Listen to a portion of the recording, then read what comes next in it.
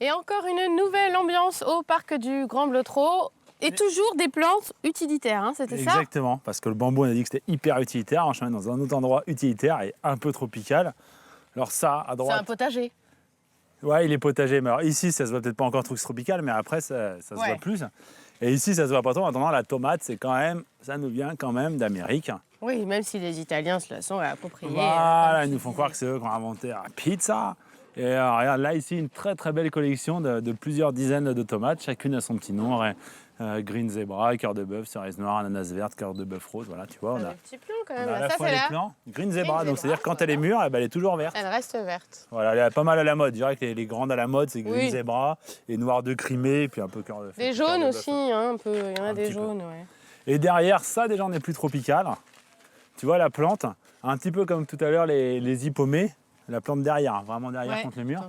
Tu vois, l'hiver, il n'y a plus rien du tout. Ouais. Et ça part du sol et ça envahit tout. C'est une liane géante là, qui se met à tout envahir. Et au bout, il y a des fruits qui sont soit très épineux, Ah oui, on le voit tu là-bas. vois, qui picotent très fort comme ça, ou qui sont tout lisses. Ouais. Et ça, c'est quoi alors? Bon, ton esprit pervers n'en a pas trouvé un... Non, je sais pas. Bah, oui, j'ai failli dire quelque chose, mais je me suis retenue. Voilà. Et donc, du coup, c'est une chayotte ou chouchou ou Christophine. Ah oui, c'est ça, d'accord. Notamment cultivée aux Caraïbes, mais surtout à la Réunion. Ouais, c'est un plat, c'est un féculent, hein, comme souvent, par exemple, les pommes de terre, comme ça, c'est des féculents, ont pas un goût énorme. C'est plutôt que c'est nourrissant et c'est la façon dont on les prépare, on fait des gratins, des daubes qui vont donner du goût. Un pied, donc tu vois, cette petite tige herbacée qui n'est pas dure, qui n'est pas ligneuse, va donner entre 80 et 100 fruits. Ah oui. Xavier Mathias, ce super maraîcher, l'année dernière, il m'a dit qu'il en avait eu 100 kilos sur un pied. Ça, Donc, c'est du quand même rendement. de la plante qui donne. Ça, c'est sûr. Comme dirait ma mamie vendéenne et proche de la terre, bah, c'est rentable. C'est rentable. Ça, c'est de la plante qui est rentable. Ça, c'est sûr. Hein? Le chouchou, et donc ça peut aussi pousser sous nos latitudes. Voilà, alors nous, ce qu'on fait, c'est qu'on le plante qu'au début du printemps et ça va pousser dans l'année, alors que là-bas, il peut passer l'hiver, quoi. D'accord. Et là, pouf! Et voilà. Pouf. Explosion de couleurs. Exactement. Et donc, cette plante, elle a une petite particularité, c'est que la vraie fleur, c'est ce qu'il y a au milieu. Et autour, c'est des feuilles un peu transformées qu'on appelle des bractées. Et de loin, on a l'impression que c'est ça, les fleurs. Et cette plante elle a été découverte à Buenos Aires la première fois. Santa Maria de los Buenos Aires. Voilà. Et le capitaine du navire s'appelait Bougainville. C'est un Français qui était là en mission pour découvrir des nouvelles plantes. Et donc, du coup, Commerçon, qui l'a découverte, lui a dédié. Et c'est donc le bougainvillé. Le fameux bougainvillé. Voilà, qui est une sorte de liane, un peu comme la vigne, par exemple, on va dire, qui pique un peu quand on voit les épines.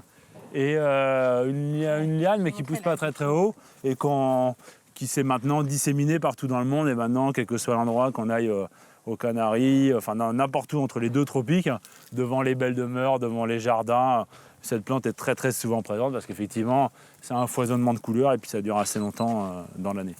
Donc il n'y a pas de fleurs en fait, tout ça c'est pas des fleurs. Bah, les fleurs sont à chaque fois les petites zones centrales. Quoi, ouais. Voilà. Peut-être ce qui vaut quand même le coup d'être dit ici, ce qui est important, c'est que si c'était le directeur de la Compagnie des Indes qui avait acheté le manoir, qui l'avait fait construire, après il a été acheté par Dobré. Ah oui, et comme le musée, hein, le même. Hein. Voilà, c'est ça. Et Dobré, dans son idée, qu'il avait cette idée de curiosité, d'en savoir plus, il a eu l'idée que ceux qui partent dans les colonies, là l'esclavage était fini, hein, c'était dans les années 1900, début des années 1900, ceux qui allaient dans les colonies, ils sachent, enfin il est mort en quasiment 1900, qu'ils sachent cultiver eux-mêmes les plantes. Et donc il a ici créé la première école d'agronomie tropicale.